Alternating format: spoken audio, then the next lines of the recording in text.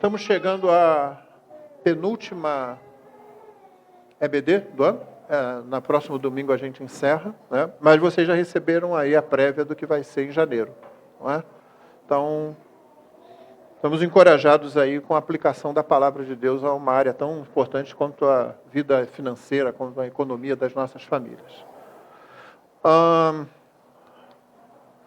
Hoje o nosso assunto é esse, dentro da teologia prática na vida da igreja, que é um resultado, obviamente, do estudo da eclesiologia. Os irmãos talvez tenham percebido, principalmente aqueles que vieram de outras igrejas, devem ter percebido que a questão da eclesiologia sempre é desprezada nas igrejas. Quem a igreja é? O que a igreja faz? Como ela é o que ela é e como ela faz o que ela faz? Entendeu?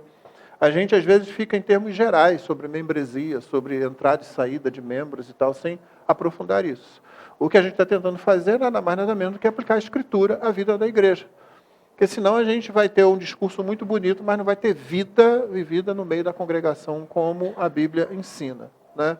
Então, esse aí é o nossa questão ao longo do ano. E hoje, aconselhamento na igreja local. Nosso objetivo, irmãos, é investigar ainda, de passagem, esse conceito de aconselhamento dentro do ambiente da igreja local. Então, não é o nosso propósito falar de aconselhamento no sentido mais estrito ou profissional.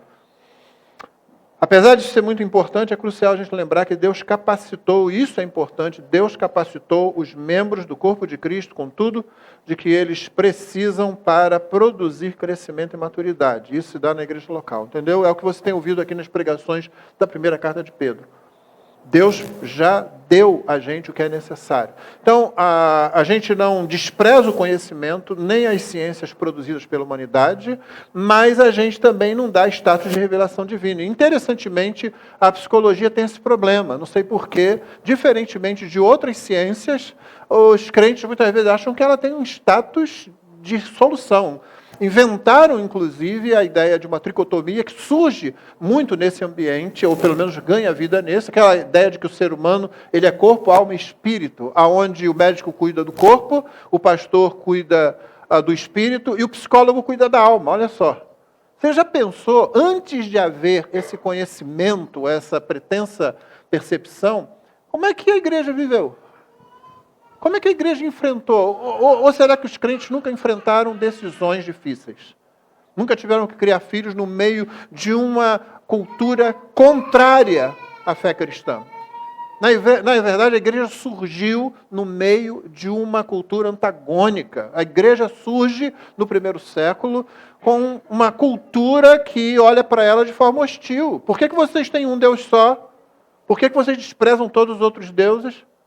Por que o Deus de vocês a gente não vê uma imagem deles? Vocês são ateus, na verdade. Essas foram acusações contra a igreja e os filhos dos crentes nessa situação aí. Gente, os filhos dos crentes eram vestidos com peles de ovelhas e soltos, dentro de uma arena. Depois que eles corriam lá achando que estavam brincando, soltavam leões em cima dos filhos dos cristãos. Para você ver a seriedade da coisa. E se a igreja não tivesse, se Deus não tivesse suprido a igreja com tudo de que ela precisa para enfrentar cada situação? Então a gente não despreza o conhecimento humano, mas é preciso tomar cuidado, porque senão daqui a pouco a gente vai ter o famoso tem que. Tem que ter isso. Se você não for a um especialista disso ou daquilo, sua vida não vai para frente. Não importa Cristo, não importa a fé. Entendeu? E nós entendemos que há situações em que o auxílio profissional será muito bem-vindo, principalmente se esse profissional tiver uma cosmovisão cristã. Senão ele pode pôr tudo a perder, como eu tenho visto. Eu não estou falando em tese, eu estou falando que eu tenho visto ao longo desse tempo todo de vida cristã, ministério pastoral e ministério nessa igreja aqui.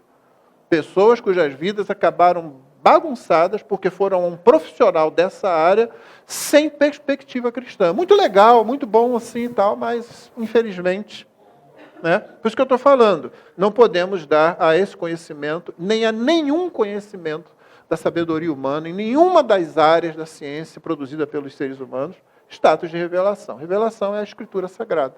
Né? E nós já temos que lutar com ela para produzir boa teologia. Então, por aí você vê. Né? Então, vamos lá, vamos aos nossos slides aí. O problema basicamente, que a gente enfrenta é esse. problema do sofrimento ao nosso redor. O sofrimento sempre será o calcanhar de Aquiles dos crentes. Sempre foi. Tratar do sofrimento tem feito muito crente abandonar a fé cristã, e isso se dá basicamente por dois motivos. Primeiro, a natural simpatia, por empatia, que um ser humano tem com o sofrimento do outro. O sofrimento do outro hoje pode ser o meu sofrimento amanhã, né? Principalmente quando o sofrimento é de um incapaz, uma criança, por exemplo, né? Natural, essa empatia. Segundo, a dificuldade gerada pela queda em relação à bondade e à justiça divinas. Num mundo onde as pessoas boas sofrem, né? É o velho problema do mal no mundo, ou o problema da teodiceia. O problema da teodiceia é justamente aquele de reconciliar a existência do mal no mundo, do sofrimento no mundo, com a ideia de um Deus bom, que é onipotente, que é onipresente, que é onisciente, que é onibenevolente, né? Ele é todo e totalmente bom, faz o bem. Como é que tem mal no mundo?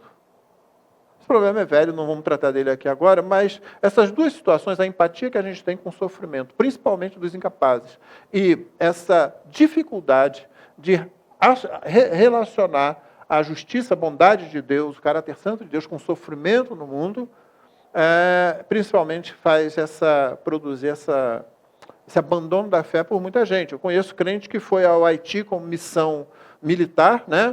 O Haiti, uma miséria, voltou de lá com a cabeça completamente virada. Então Deus não existe, não é assim. A igreja tem que fazer outra coisa, a igreja não pode pregar evangelho. É porque vocês não foram lá e viram, aquele tem que, entendeu? A pessoa volta com tem que na cabeça. Tem que foi o diabo que inventou.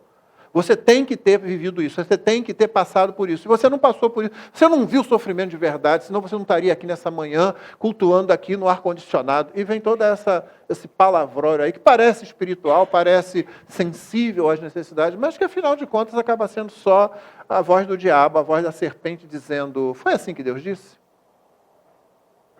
Entendeu? A gente precisa tomar cuidado com isso. Vamos lembrar que o sofrimento humano, né? Cadê?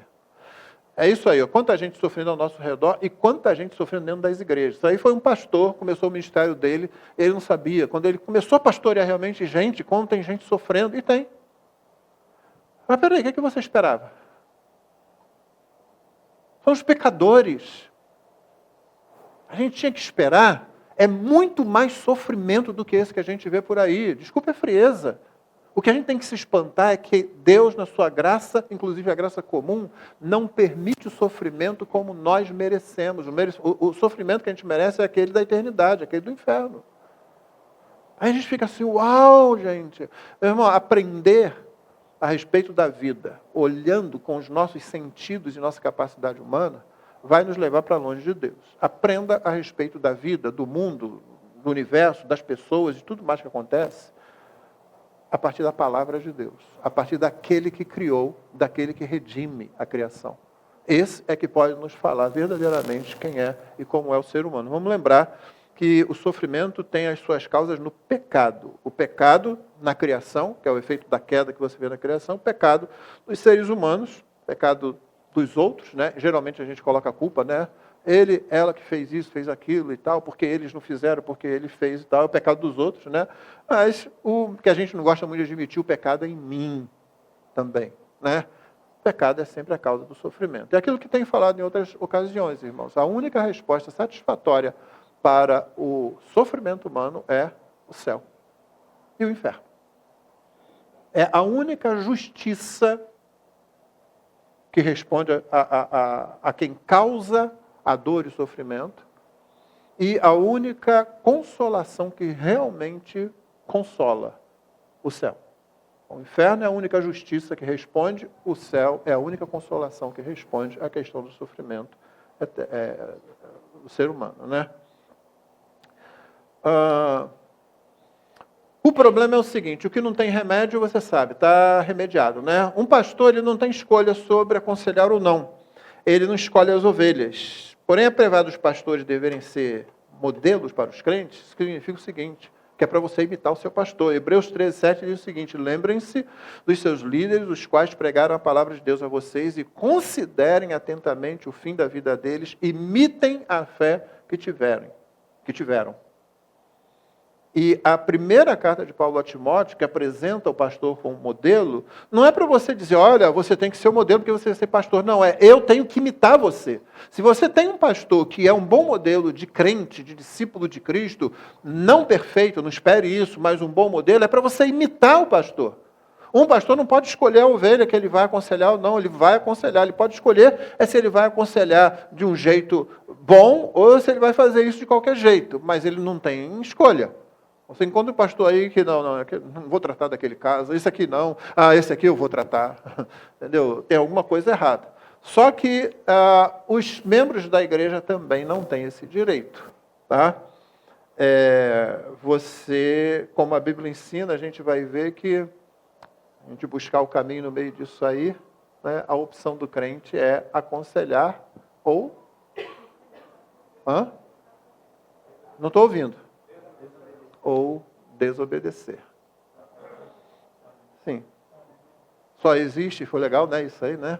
Sei como é que eles inventam essas coisas, né? Como acontece com evangelização, missões, contribuição financeira, casamento, conceito de casamento cristão, membresia da igreja, irmão, só tem 2 tipos de crente.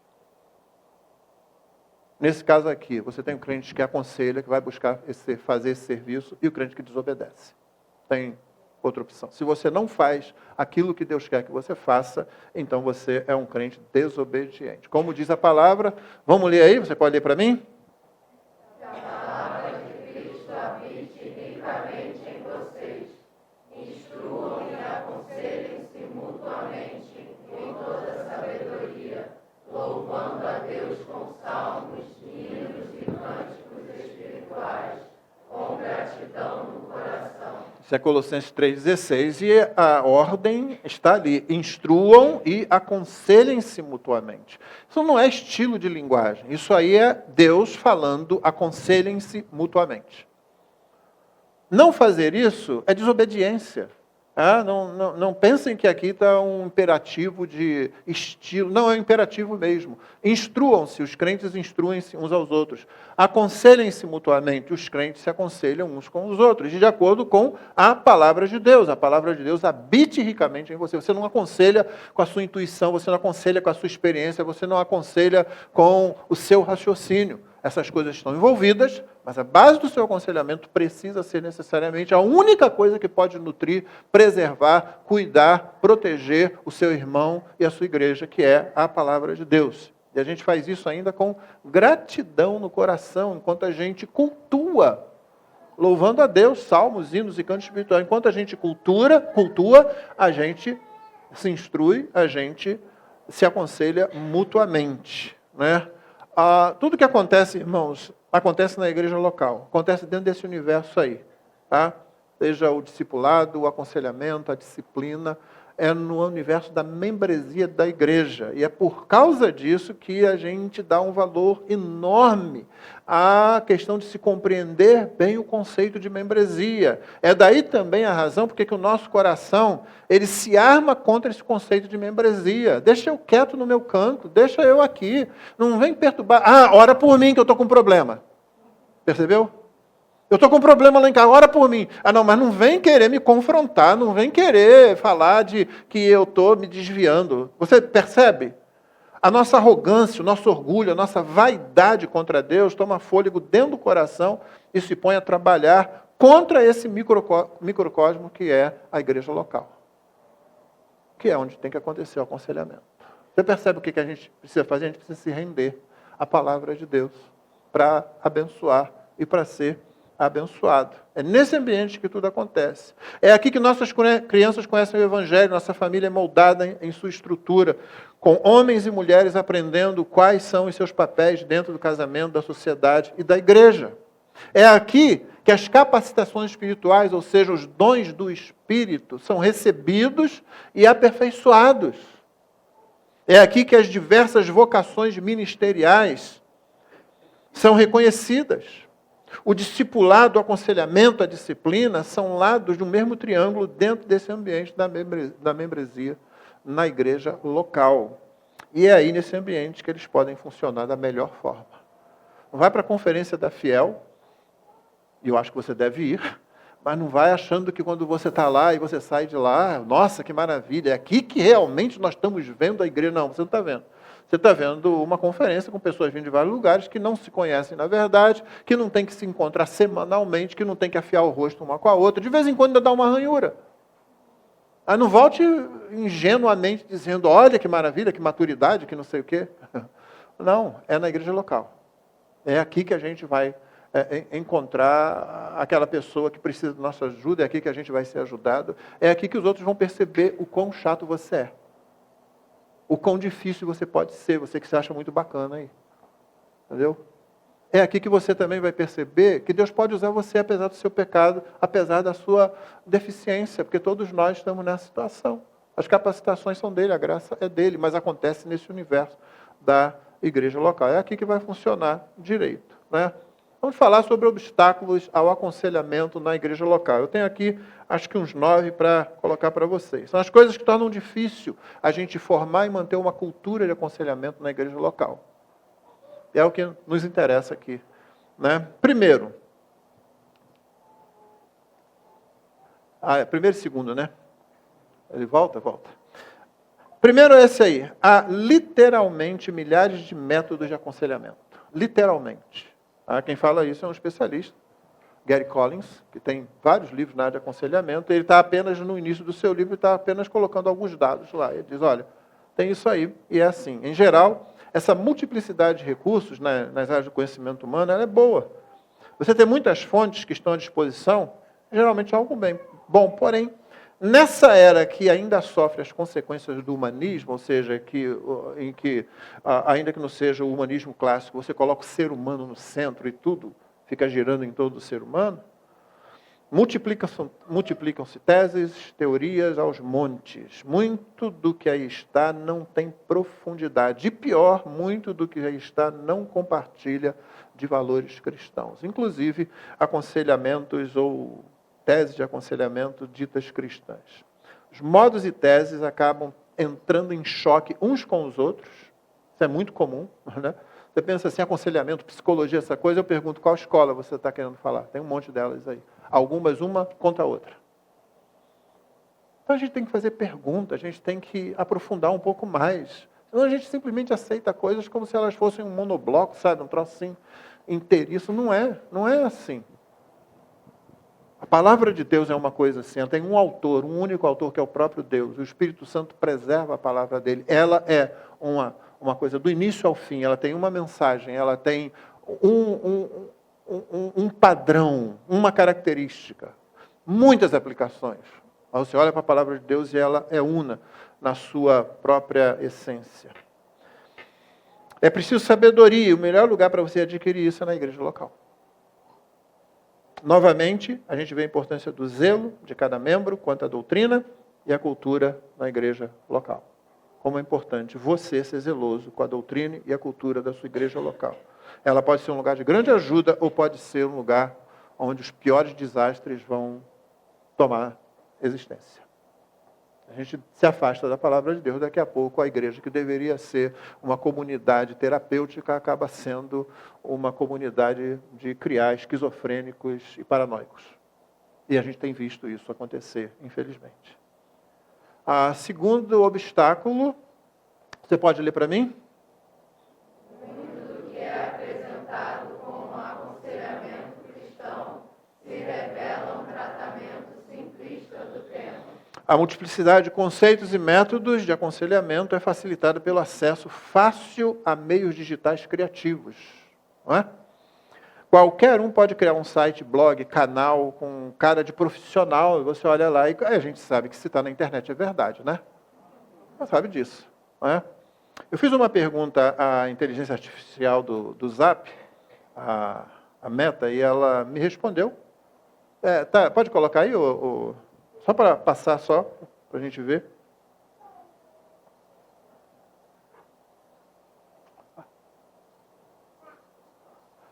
Qual a melhor maneira de fazer aconselhamento cristão numa igreja local? Eu perguntei. Ela respondeu, olha só, princípios bíblicos. Lê ali. Baseado na palavra de Deus, utilize a Bíblia como fonte de orientação. Oração e dependência de Deus, busca a orientação do Espírito Santo. confidencialidade e discrição, mantenha sigilo a respeito da privacidade. Preparação, treinamento, vai tudo ali. Olha só que facilidade. Você não precisa entender nada, você joga lá, pronto. Sou um conselheiro agora, posso dar aula disso. Manda preparar uma aula sobre o primeiro tema, uma aula sobre o segundo tema, daqui a pouco está tudo lá. Pode parecer muito legal, pode parecer muito bonito. Deu para ver? Eu espero que você não vá tentar repetir isso aí, porque isso não vai ser distribuído não, tá? E tentar confiar num negócio desse. Tem gente preparando sermão. ChatGPT, tentando prega aí, 1 de Pedro. Tem que pregar um final dessa parte agora. Vem tudo lá.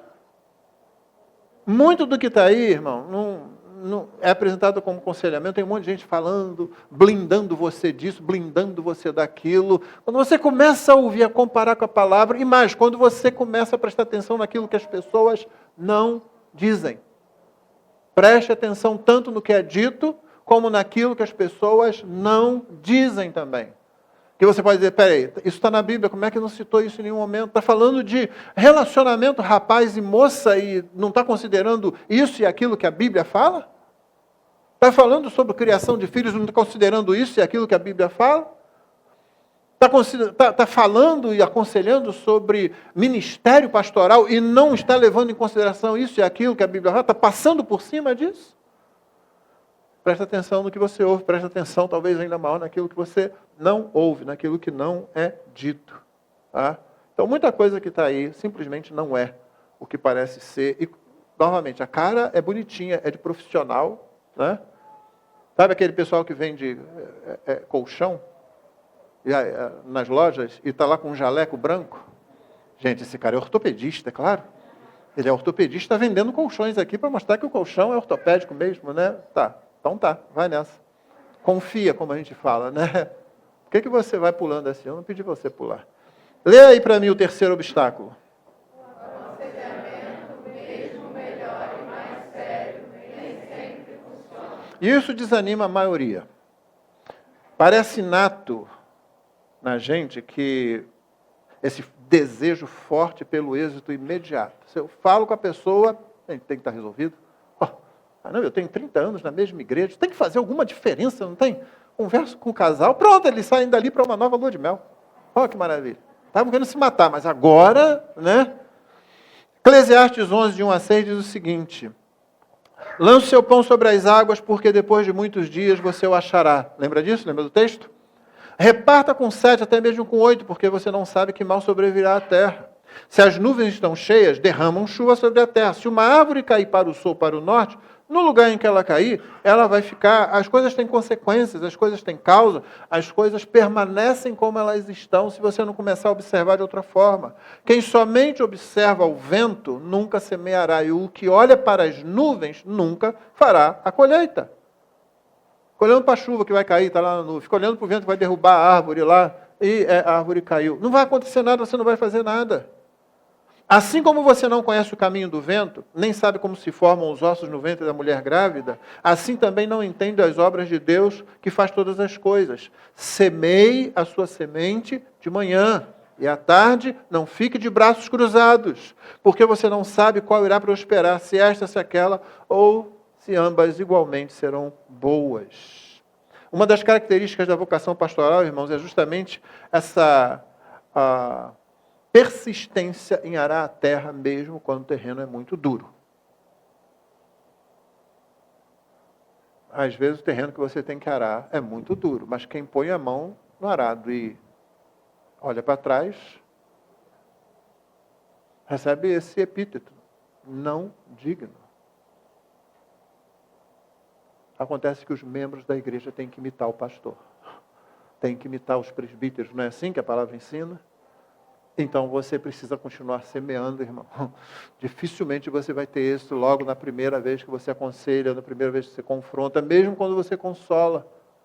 Eu já ouvi colegas meus e eu já passei por essa experiência de você conversa com uma pessoa e uma pessoa está sofrendo e você vai com aquelas palavras de consolação que termina a conversa, eu saio assim. E é interessante que eu encontrei vários colegas com a mesmíssima experiência, exatamente, quase as mesmas palavras. Cara, foi a pior conversa que eu tive. Eu não consegui falar nada que prestasse para aquela pessoa. Eu tentei falar o que a Bíblia diz e tal, mas não ajudou em nada. Saí dali.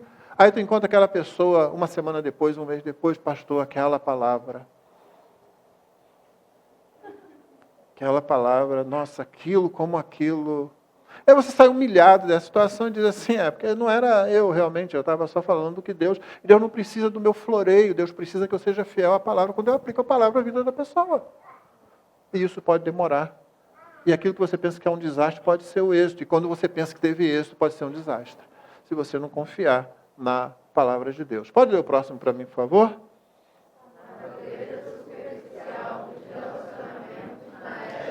É incrível como os crentes absorvem rapidamente os costumes à sua volta. Você lembra que Corinto fazia isso? A sociedade em volta dizia assim, eu prefiro Sócrates, não, eu prefiro Platão, não, eu sou mais Aristóteles. O que eles fizeram dentro da igreja? Eu sou de Paulo, eu sou de Pedro, eu sou de Apolo. Ué, a gente faz isso. A coisa aparece, a gente diz, se está aí, então é boa. E a gente entrou nessa de relacionamento digital. Deixa eu dar um conselho para você, meu rapaz, minha jovem que aqui está. Não comece a conversar com ninguém que você tenha lá um pouquinho de, quem sabe, talvez daqui a algum tempo nós sejamos avós. Não comece essa conversa, não comece isso, por favor, com um teclado, com um dispositivo. Tem que ser olho no olho. Você pode mandar uma mensagem, manda a mensagem, vai lá, mas depois aparece. Eu era muito tímido, já falei isso para os irmãos, muito tímido, para falar com aquela mulher maravilhosa que está sentada. Está ainda aí, né? Tá. A pessoa, se ela sai e troca... Eu era muito tímido, a gente estava sempre junto, mas a gente estava junto, tá? A gente estava junto, era conversando, era olho no olho, tá? E aquele bobão lá, eu, né? Tentando lá e tal, lá. E aí eu viajei, escrevi uma longa carta para ela. Por quê? Porque aí eu fiquei corajoso, olha só, né? Não tinha um teclado, não tinha uma tela, mas tinha papel e caneta. E eu sempre escrevi bem, então, ó, lá, que maravilha e tal aqui, né? Fiquei com medo de se apaixonar pelo cara da carta e não por mim, né?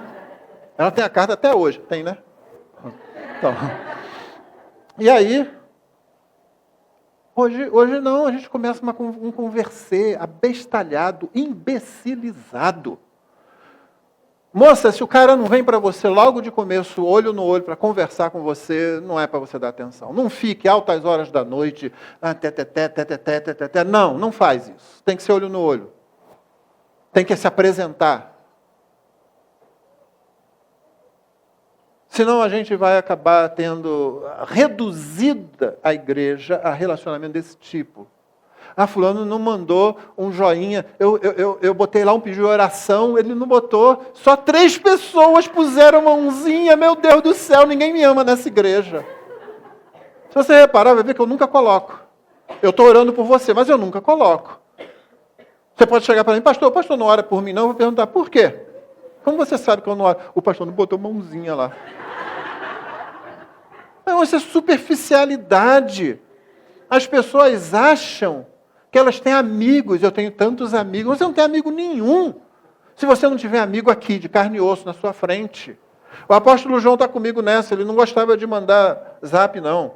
2 de João 12, ainda tinha muitas coisas a lhe escrever, mas não quis fazê-lo com papel e tinta, pois espero ir visitá-los e conversaremos pessoalmente, para que a nossa alegria seja completa. Ele está dizendo o seguinte, a distância não tem alegria completa. Ela recebeu minha carta e eu fiquei nervoso no primeiro encontro. Sabe o que ela falou para mim?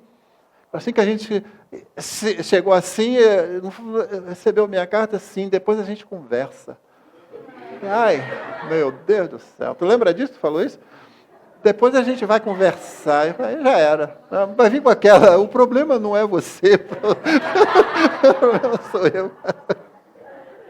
3 de João 1, 13 e 14. Muitas coisas eu tinha para lhe escrever, mas não quis fazê-lo com tinta e pena, pois espero vê-lo em breve, então conversaremos pessoalmente. Uma coisa que você não vai ver é... O que foi aí?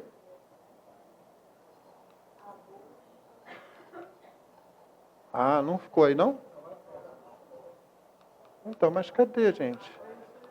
Não, não era isso, não. Era outra coisa. Não está aí, não? Poxa. Trabalhei tanto. A busca por direção, né? Tinha que ser antes, mas não está. Lamento. Era legal, era uma imagem de João num laptop. Apóstolo João num laptop lá. Mas não sei, o Nevado tirou, só pode ser. Pode ler o 5º obstáculo aí, por favor? A busca por direção, conforto e solução de dúvidas através de canais digitais, ao invés do ensino na igreja local. Isso está ligado ao obstáculo anterior, aquele dos relacionamentos superficiais, digitais, à distância, com um teclado e uma tela, né? A gente tem esse pernicioso comportamento dos crentes. Ao invés de fazer a coisa que é mais difícil e buscar uma conversa olho no olho com pastores ou crentes mais maduros no ambiente da igreja local, eles vão ouvir conselhos, sugestões, provocações dos teólogos de internet. Estou com uma dúvida, eu vou para a internet. Vai ter um debate, não sei de quê, não sei de quem, eu vou na internet ver isso aí. Você não vai aprender boa coisa nesse modo, nem quando você ouve os bons pregadores. Os bons pregadores geralmente estão pregando dentro ou do ambiente da igreja deles, isso pode trazer alguma bênção para você, mas ele está pregando dentro do ambiente da igreja dele, ou estão pregando em conferências, congressos, onde ele está falando para um grupo que ele sabe que é de diversas igrejas. Mas isso não vai produzir bom crescimento em você. O crescimento tem que ser produzido a partir de você ouvir um cara que você sabe que é um pecador, que de vez em quando você está vendo as falhas dele, mas que você também vê as virtudes. É ouvir um homem, uma mulher num aconselhamento, um casal num aconselhamento com você, e você vê que aquele casal não é perfeito, que eles enfrentam lutas, mas eles estão ali aplicando a palavra. Você os vê, você os toca, você sabe quem são eles. E deixa eu dizer para você, o Renato, cadê o Renato? Renato que não gosta que eu fale essas coisas.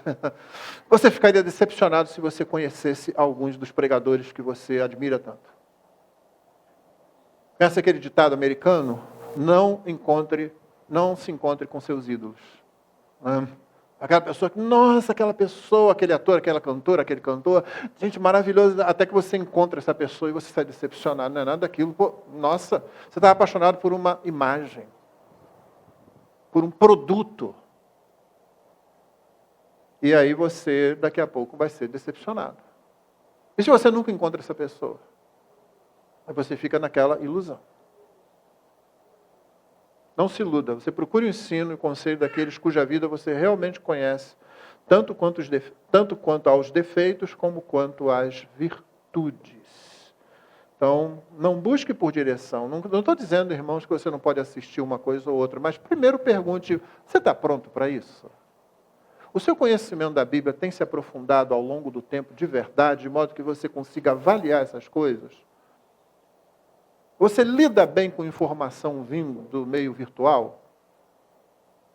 Porque tem gente que não lida, não sabe lidar com isso. Tem gente que se deixa convencer porque o cenário é bem feito, porque a comunicação está muito bem produzida e você fica, uau. E você já acredita a autoridade àquele canal, àquele blog, àquela situação. Então pergunte antes, você tem realmente condições? Você está passando tempo com a Bíblia o suficiente? Talvez você ache que você pode se nutrir desse tipo de meio.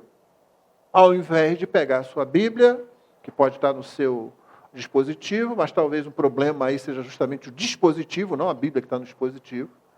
Porque o dispositivo ali você lê meio capítulo, daqui a pouco já entra uma mensagem, pronto. Então larga o dispositivo para lá, pega a velha e boa versão impressa, onde você vai para um canto e você lê a palavra. Você passa tempo com a Escritura, porque é fácil passar tempo diante de uma tela. Mas diante da palavra, do livro na sua frente, talvez você comece a ficar cansado. E o pior, você vai sendo treinado cada vez mais a ficar na tela e a não ler o livro.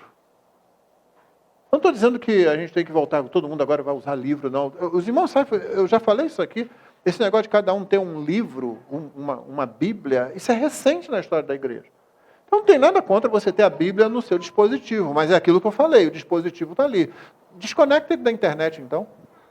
Porque senão vai entrar uma mensagem e você vai ficar tentado a olhar aquilo. Mesmo que você não olhe imediatamente, você vai ficar, quem será? E foi fulano. Se for aquele rapaz que você está interessado, se for aquela moça que você... Aí Deus perde. Aí Davi, não adianta o salmo de Davi. Depois eu volto para o salmo de Davi. E o seu tempo de leitura da Bíblia é atrapalhado. O seu tempo de tela, não. Tenhamos cuidado com isso. A sexta, por favor, pode ler? A definição da função da igreja a partir das disputas progressistas nas redes sociais. Pois é, ainda está ligado a esse tema aí do mundo virtual. Outra grande obstáculo, a criação e desenvolvimento de uma cultura de aconselhamento na igreja local, são as brigas, polêmicas, disputas virtuais, novamente nos canais e redes sociais, quando muita gente que não vive o chão de igreja, muitos que nem dão mostras de conversão, levantam dúvidas sobre a natureza e a missão da igreja. A igreja devia estar fazendo outra coisa. Não seja ingênuo, irmão. Uma das armas mais eficazes do diabo é conseguir que a igreja se transforme numa igreja mais alguma coisa. C.S. Lewis tem um capítulo em Cartas do Inferno, em que o demônio mais treinado fala para o demônio que está sendo treinado na tentação lá do crente, lá, o seguinte: olha, já que você perdeu a batalha e esse cara se converteu, deixou seu paciente se converter, né, depois a gente vai acertar isso, diz o demônio treinado para o estagiário dele, que é sobrinho dele, né? Ele fala, pelo menos faça com que ele vá para uma igreja que seja Cristo mais qualquer coisa. Cristo mais salve as baleias. Cristo mais salve a tartaruga marinha. Cristo mais ajude todos os pobres do mundo. Não coloque aí numa igreja que diga Cristo, ponto. Uma igreja que é só Cristo vai ser o nosso desastre, diz o demônio. Uma igreja que seja outra coisa, que misture alguma coisa. Serve qualquer causa, irmão. Direitos humanos, racismo, abuso que está muito em voga hoje, diversidade, pobreza. E o que é pior é que você vai ver, por exemplo, abuso acontecendo na igreja. Você vai ver atitudes racistas dentro de uma igreja. Você não resolve isso fora da Escritura. A Escritura tem resposta para tudo isso. Você não precisa de um progressista com a mente influenciada pelo diabo dizer para você, dizer para a igreja como que você tem que ser igreja nessa área. A igreja só fala em responder essas questões quando ela não conhece as Escrituras. Simples assim. Se ela conhecer as Escrituras, ela vai colocar a coisa em prática. As pessoas sérias que eu conheço, pastores sérios que tiveram problema de abuso na igreja, foram os primeiros a tomar as atitudes corretas. Não tentaram proteger a igreja ali, não, gente, vamos tratar aqui, ó, sim. Sim, tem um ou outro que você diz assim, poxa, esse cara sabia melhor para fazer outra coisa, né? Pode ter outro, mas tem as pessoas sérias, só que ninguém fala disso. Ninguém fala, naquela igreja ali, eles aplicaram a palavra, e o pastor e a liderança pegou o sujeito, pegou a sujeita, que a sujeita também abusa, tá? Pegou e fez isso, fez aquilo. Nós não precisamos de conselho de fora, nós precisamos dar ouvidos às Escrituras. Não precisamos misturar a igreja com qualquer outra coisa. A definição da igreja, na função, naquilo que ela é, não tem que vir de fora, não tem que vir desses debates.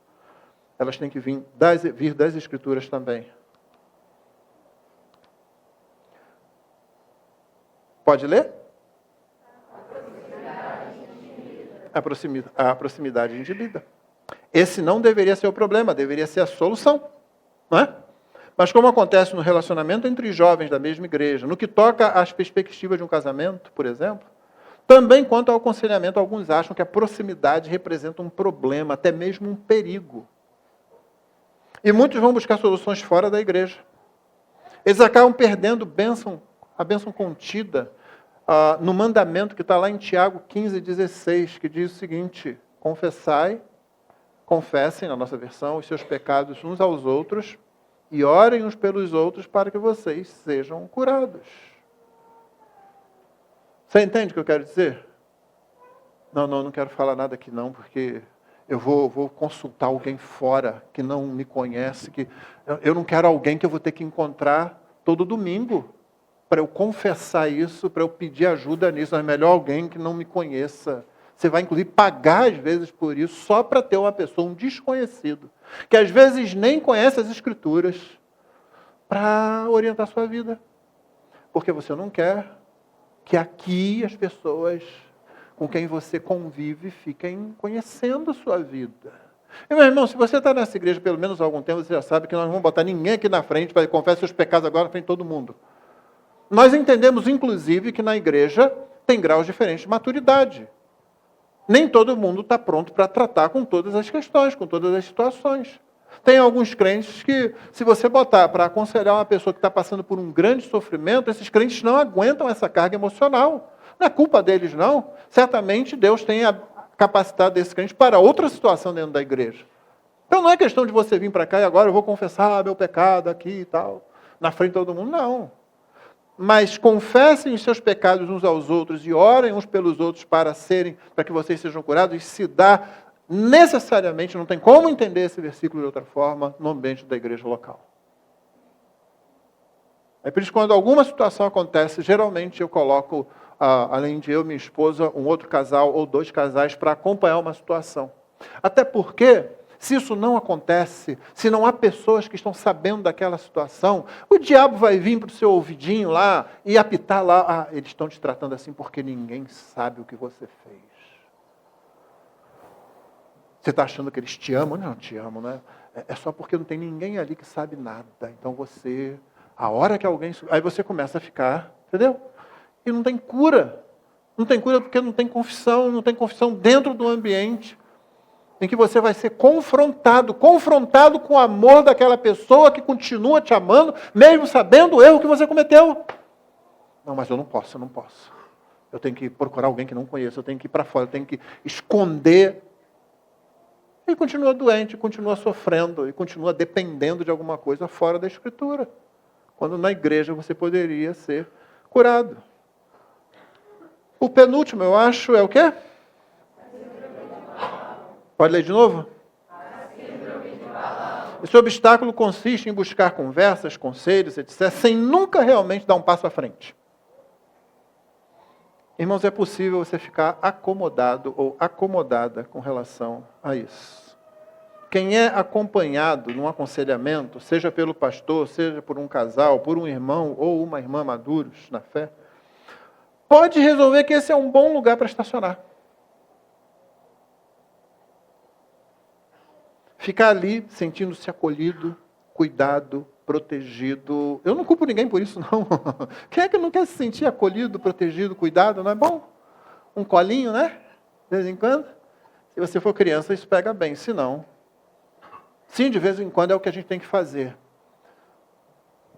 No problema, no âmago do problema, às vezes não é para falar nada, é para acolher, é para abraçar, é para pegar, ficar perto, só isso mesmo. Mas não pode ficar ali. Aquilo ali não é um lugar de você ficar. Se você fica ali, você vai começar a adoecer. O crente é chamado a prosseguir. Você foi vocacionado, você foi capacitado para ser um instrumento de Deus na vida dos seus irmãos. Você tem que examinar você mesmo e ver se não está na hora de atravessar a porta e seguir em frente.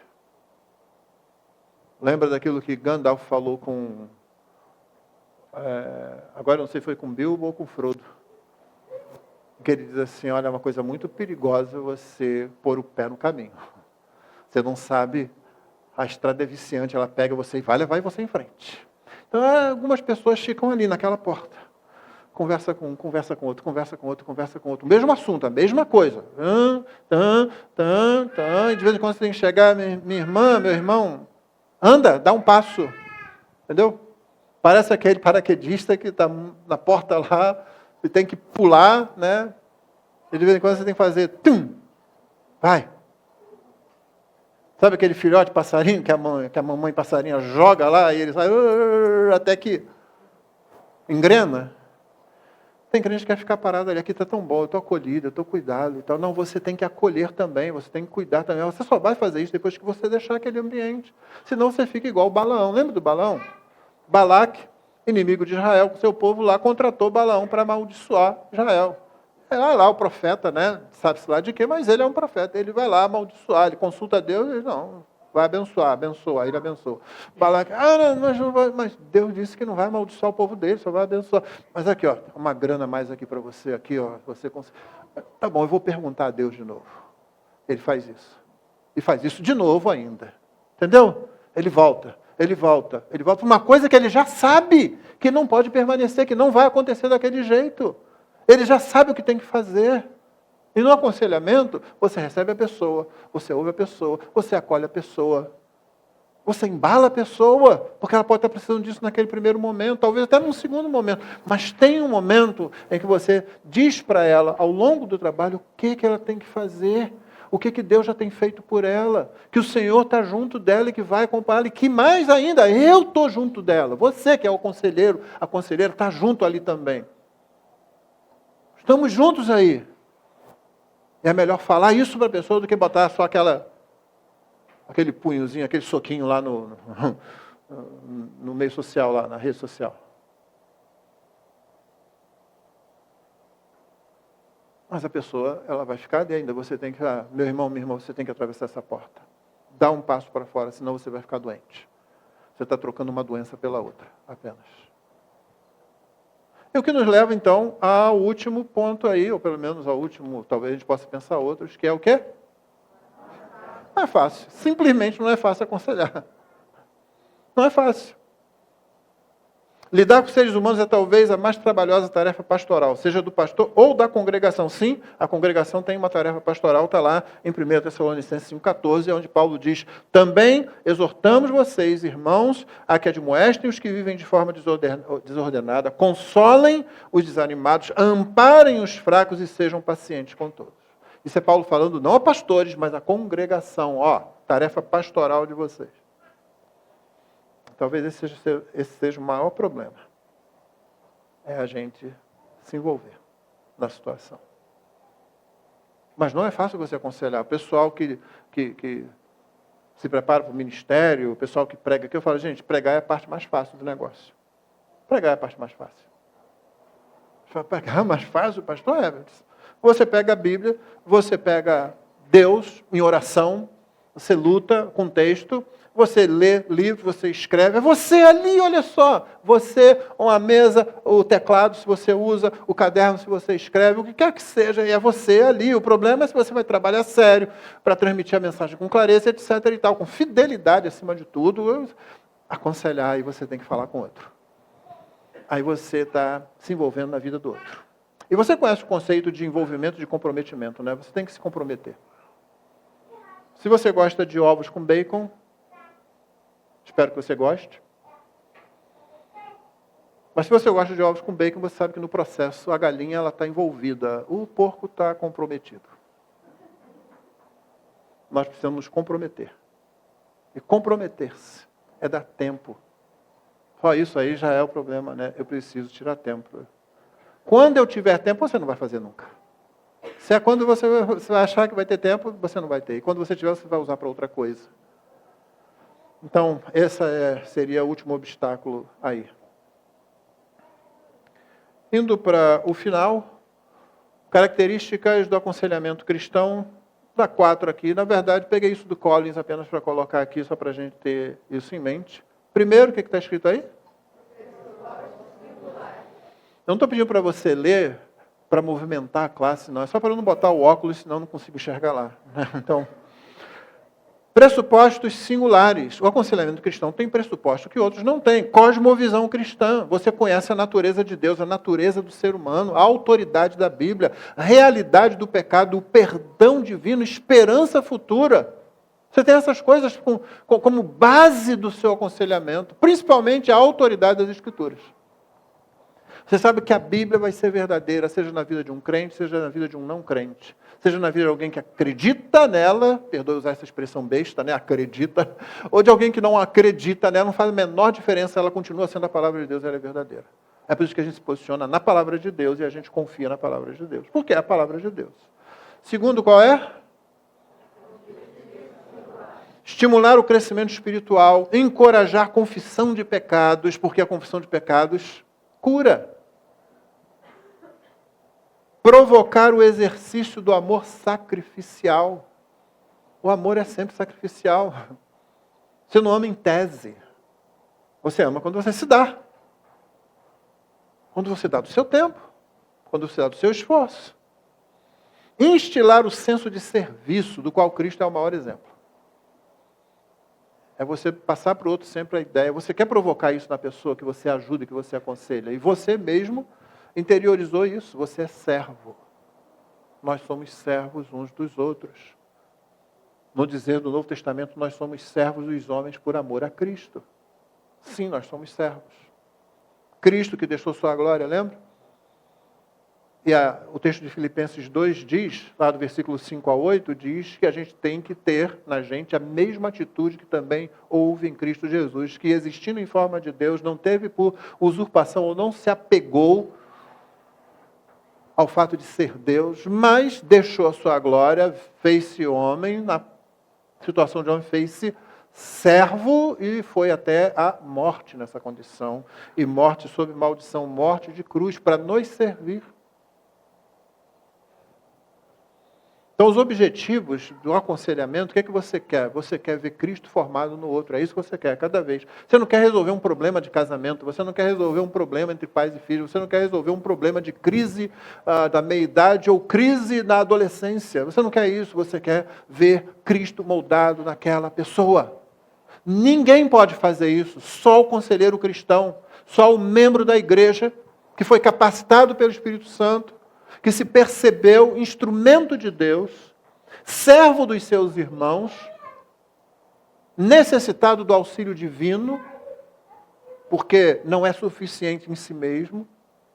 Por isso que eu disse na última mensagem, se não me engano, você é a resposta de Deus para os seus irmãos, para as situações que eles enfrentam. Os seus irmãos são a resposta de Deus para a situação que você enfrenta. Volto a falar aquilo que eu falei no começo. A gente não dispensa a ajuda profissional em algumas situações, talvez em várias situações, mas não é essa a questão. A questão é que a igreja tem o que ela precisa. Se essa igreja está firmada na Escritura e aprende a boa palavra de Deus. Confia, obedece e lembra que o Espírito Santo está atuando em cada um de nós. Com esse propósito de nos capacitar a servir uns aos outros. A penúltima característica, o quê? Todas as técnicas de aconselhamento têm pelo menos 4 características. E isso quem fala são os entendidos. Levar a pessoa a crer que é possível obter ajuda. Sim, isso é importante, que a pessoa acha que não vai ter ajuda para ela. Não dá, não tem como, não tem ninguém aqui que vai me ajudar, e etc. E tal.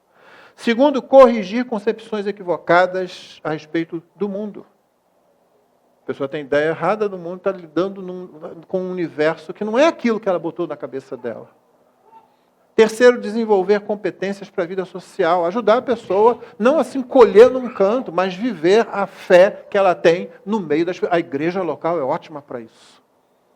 É o desafio para isso. Porque é um ambiente seguro, mais seguro do que outros, inclusive, para você viver a sua vida cristã, viver a sua fé publicamente nesse sentido. E, por último, levar os aconselhados a reconhecer seu próprio valor como indivíduos. Sim. Existe esse chão também. Deus precisa que você esteja ali para poder usar você. E é Deus que pode colocar você ali, de acordo com a palavra dele. Então nós queremos o quê? Eu não quero um grupo de igreja que seja dependente de mim como pastor. Eu não quero uma congregação que dependa de mim em tudo. Que dependa de mim emocionalmente, inclusive. Há um certo sentido em que nós precisamos, crescendo, ser independentes. Nessa dependência mútua que é o corpo de Cristo.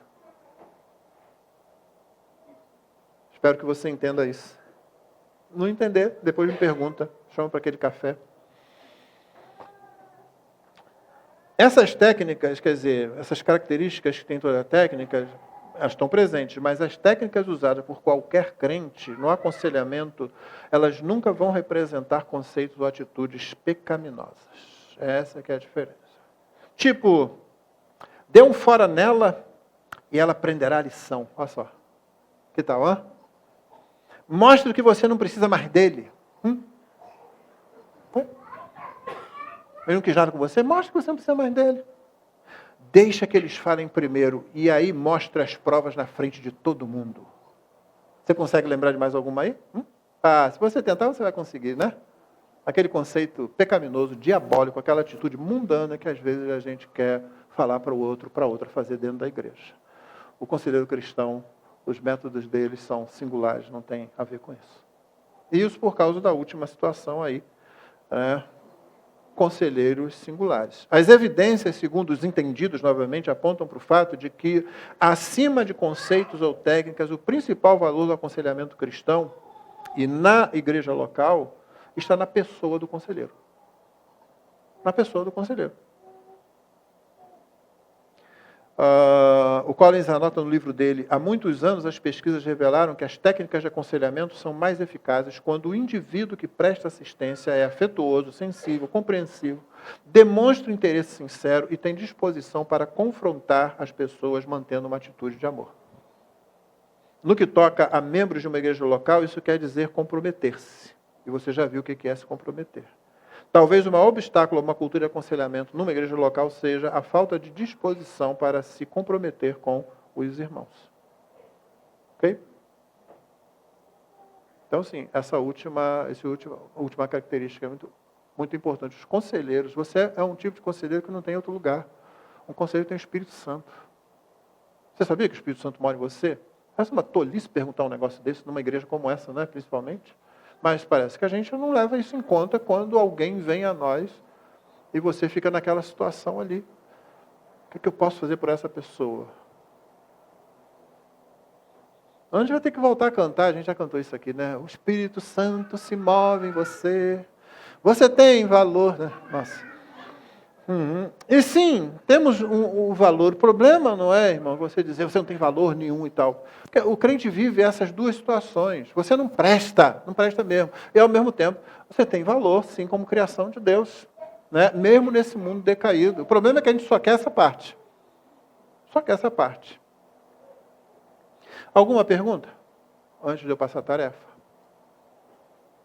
Não temos muito tempo, então aproveite. Não vai ter muita chance.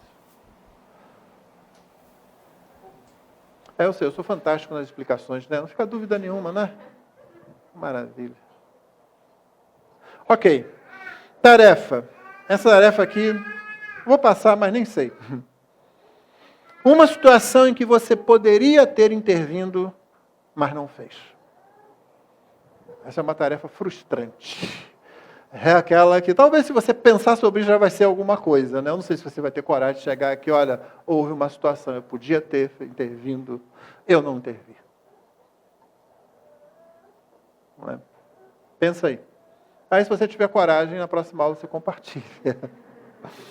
Né? Mas vai ser um bom exercício, porque às vezes você deixou de abençoar uma pessoa. Eu encerro com um texto que eu li nas seleções do Reader's Digest há muitos anos. Uma moça numa plataforma de uma estação do metrô em Nova York, ela olhou uma outra moça muito próxima da beira ali da plataforma, né, no limite já da plataforma. E ela pensou, será que essa moça vai se jogar? E ficou preocupada. Aí ela disse, acho que é bom eu ir lá e falar com ela. Mas aí ela pensou assim, não, eu vou... Aí chegou lá, não é nada disso. Ela vai dizer, o que você tem com isso? E, não estou, você está maluca, achando que eu vou só passar vergonha ali, então não. Aí ela pensou um pouco mais e disse para si mesma, mas e se ela fosse jogar mesmo? E o último pensamento dela foi o seguinte, gente, se ela não fosse jogar, tudo que vai acontecer é que eu vou receber um fora lá e vou passar vergonha. Mas se ela fosse jogar, eu vou ficar daqui olhando ela da fim a própria vida dela, quando eu podia ter evitado. Ela foi lá e foi falar com a moça, que tinha ido lá para se suicidar. E não fez. Porque alguém teve coragem de se arriscar a passar vergonha. Porque viu alguma coisa mais valiosa, a vida de outra pessoa. É basicamente isso que a gente faz na igreja. Com a perspectiva ainda mais nobre da eternidade. Vamos orar? Obrigado, Senhor, pela bênção do estudo da Tua Palavra. Levanta, Senhor, entre nós corações, Senhor Deus, que se arrependam das vezes em que não se ofereceram como instrumentos da Tua justiça para aconselhar mutuamente. Levanta entre nós, Senhor Deus, atitudes que vençam essa barreira que muitas vezes nos impede de ser instrumentos para abençoar uns aos outros. De modo que todos os membros da igreja percebam que foram capacitados para se aconselharem mutuamente na vida da igreja local. E levanta dentre eles aqueles que o Senhor quiser que sejam aperfeiçoados nisso, para ajudar de forma ainda mais específica nessa área de aconselhamento, Senhor. Abençoa o restante do nosso dia, o culto que daqui a pouco vai começar. Que em tudo o teu nome seja glorificado, a tua igreja edificada e os teus eleitos chamados à vida. Em nome de Jesus é que oramos.